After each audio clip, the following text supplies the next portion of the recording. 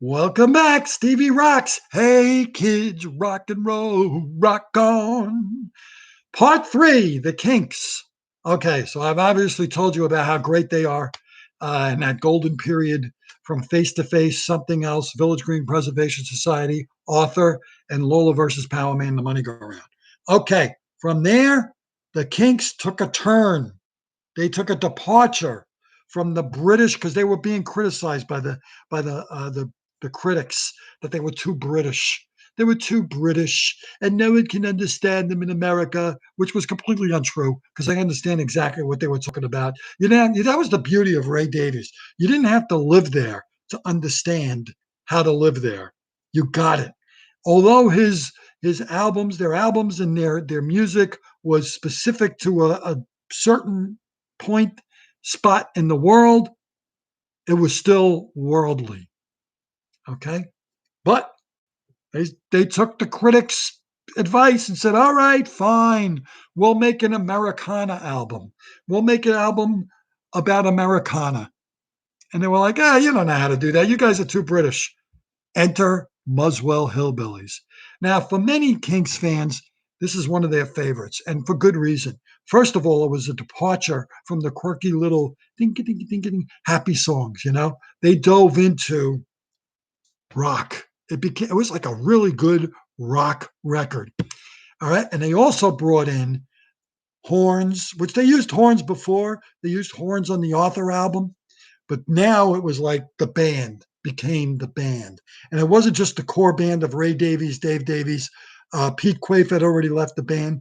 John Dalton, uh, John Gosling on keyboards, brilliant, and Mick Avery. That was the core band. Now they brought in the Mike Cotton sound, they brought in background singers, and they became even more of an interesting band. And they got flavors of New Orleans in here. They've got a little bit of everything. And this album starts off with the most incredible protest songs probably ever written, a song called 20th Century Man.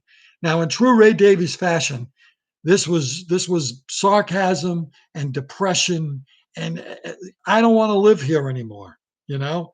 This is the world of technology, napalm, hydrogen bombs, biological warfare. This is the 20th century, and I'm a 20th century man, and I don't want to die here. Holy crap. Can you get any heavier than that? This is like heavy rock lyrics without the heavy metal rock. All right.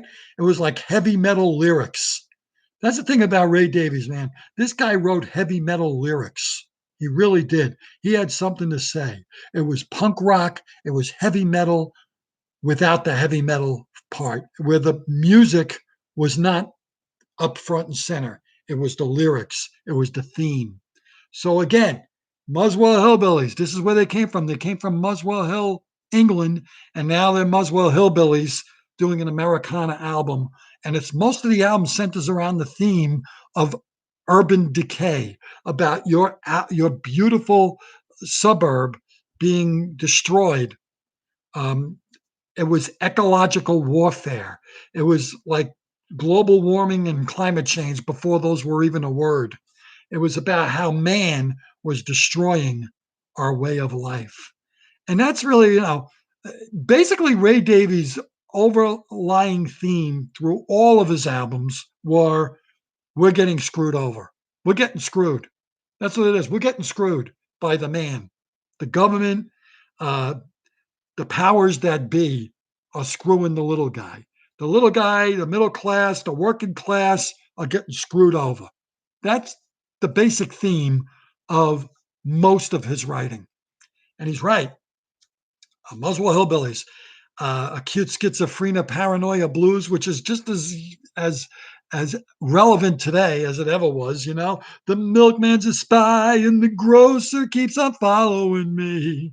All right, if you're afraid of like Alexa listening to everything you're saying, and Amazon and Facebook, this is what that song's all about. And he wrote it in 1971 about that paranoid feeling that the man is watching us. And any day now, like another song on there, here come the people in gray to take me away. They're going to take us away from everything we know and love and make us follow their rules. All right.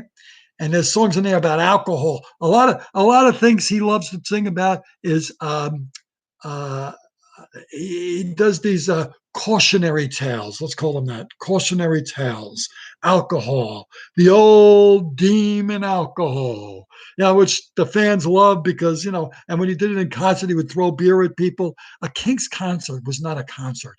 It was like it was a party. It was a party because everybody that went to a Kinks concert were Kinks fanatics. There were very few casual listeners, and if there were casual listeners at the Kinks concerts, by the time they left, they were Kinks fanatics. They just turned people into fans and turned fans into devotees. They never let us down, at least not in those days. Okay, so 72, there was a lot of things on the road going on, so they did Everybody's in Showbiz. Now, around this time, Ray started getting a little crazy. He was very into the vaudeville. He was into like Broadway. I think he wanted to be a Broadway star. That's what I think it was. He got very theatrical. These were the RCA Records years. That was the other problem with the Kinks is they could never hold a record label down. They started off with Pie Records, then they went to Reprise. Now it's the RCA years, 71 to 76. RCA years, the theatrical years, very theatrical. It was a show. The Kinks were a show now. Muswell Hillbillies was the beginning of that. Then he went political. Preservation Act 1. Now, this is kind of a continuation of his original work of Village Green Preservation Society. Now, the government is destroying the earth, basically. The government is destroying people's way of life. That's what Preservation Act 1 is all about. Is this little town, and there's a rise of a corrupt government coming in to take over. And it's a brilliant, brilliant album. And Ray plays the part of a character called the Tramp, which he's on the sidelines. He's always outside looking in at society. This guy held up a mirror to society better than anybody, better than most comedians. I became a comedian, I think, a lot because of Ray Davies, because there's a guy who held up the mirror to society better than any musician, better than Bob Dylan. That's right, I'm saying it, better than Bob Dylan. Bob Dylan, everybody's like, oh, he holds up the mirror. I dare you to tell me what the hell Bob Dylan's talking about half the time. I like Dylan, I'm a fan, but I have no idea what he's talking about. All right. There's so much cryptic messages in Bob Dylan. I don't know what he's talking about. Ray Davies, I know what he's talking about. 100%. I know what he's talking. He says it. He says it in clear, perfect language, in lyrics you can understand, and he sings in a diction that you can understand. You'll understand every word this man is saying, and it makes perfect sense, and it rhymes. It rhymes. I love Lou Reed. Lou Reed doesn't rhyme his lyrics. He's telling you a story. Lou Reed is great. I love Lou Reed. He's like he's reading a book. When you listen to Lou Reed, it's like he's reading you a book in his songs. Ray Davies is giving you poetry with meaning. It's genius. Nobody does it better than him. Nobody does it better. All right. Preservation Act 1, followed by Preservation Act 2. These are three. That was a double album set. 3 albums on the same theme. It got a little crazy, got a little off the edge, a little bit scary. But you know what? If you listen to those albums now, they make perfect sense. And this is 1973 and 1974. If I can go back to Everybody's in Showbiz, I kind of glossed over that. Brilliant album about life on the road, and a brilliant song called Celluloid Heroes came out of that album, which was just beautiful poetry and a genius song. Just absolute genius song. Got a lot of airplay. I don't care about airplay with the Kinks.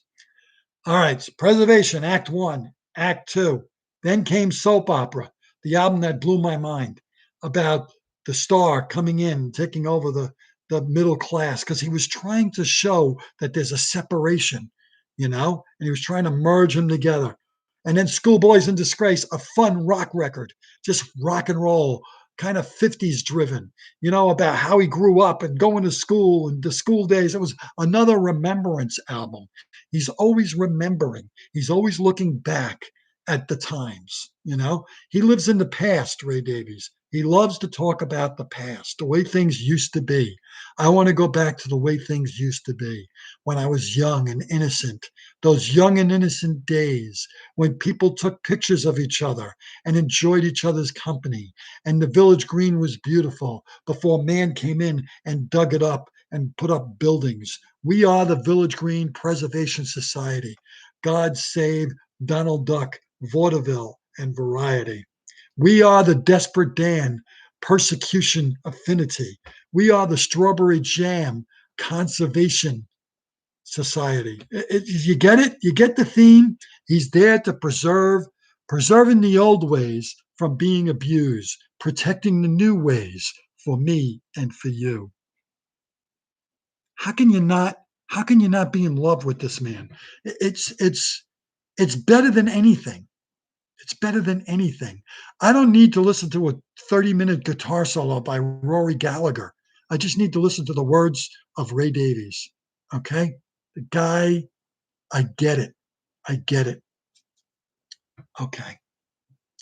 I'm going to do part four. Part four coming up is later Kinks, the live shows, and the solo works.